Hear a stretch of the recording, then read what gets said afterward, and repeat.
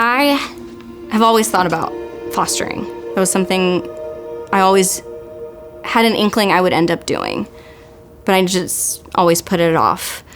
And at one point, I was turning 30, I was divorced, I left a job that I loved, and so I was having to start a new career, and it was building my life from scratch. And I didn't know what anything would look like.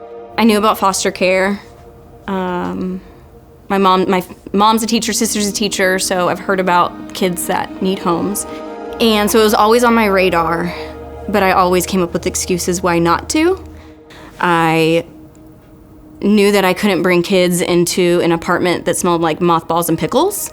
I knew I didn't have a job at that time where I could have the flexibility to raise kids on my own. I was broken. I went through a huge life change, and I felt so unbelievably like one of the worst humans ever. I just felt unworthy and like there was no way to go up from here. From then, I just took little steps and figured out a way to build a life again. And that life ended up being one that made it so I could be a foster parent. When I talk about my placements, we have to be really careful about what we share. So for me, I refer to my current, I call my kids, my boys. They went through a lot, and I wasn't their first placement. They were with their siblings for a while, and then they all got separated the week of Christmas. And they were just dropped off. Here's their stuff. Merry Christmas, everyone. And I remember finally getting them settled into bed and looking around going, what are we gonna do? They're not with family. They're now with this random human who has a bunch of animals.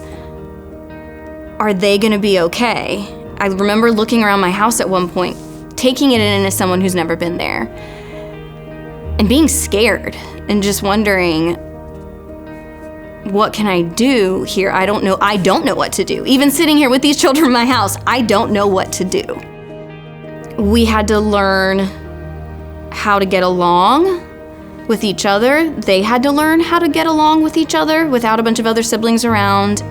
Foster parents aren't necessarily given a whole packet of, here's what we know about these kids. Sometimes the county doesn't know anything about the kids. We're sitting here figuring out, where are they educationally? Do they have any allergies? We don't know. Are they allergic to foods? You sometimes don't know until you feed them that food. I have friends and people from the church, men and groups that have stepped in, and they take the boys and do nature things and sports and just encourage them, and they're a safe place for them, because I cannot fill that role in their lives. So I'm lucky that God's given me other people who can. I fully believe not everyone is called to be a foster parent, and that's okay. Not everybody's meant to be a foster parent, but there is something every single person can do for foster children. Just by supporting foster parents, whether that's meal trains, donating resources for tutoring. Are you a tutor? Are you a teacher? You can give some extra time, giving babysitting services. Do you have kids in that same age? Can we meet up for a play date? Things that used to give me anxiety and I used to worry about. Like, what? Look at these two humans I have to try and keep alive. They have centered me in certain ways that have made me realize the little things are the little things. We can get through that. And the big things, God's gonna get us through those things. I thought I had faith before.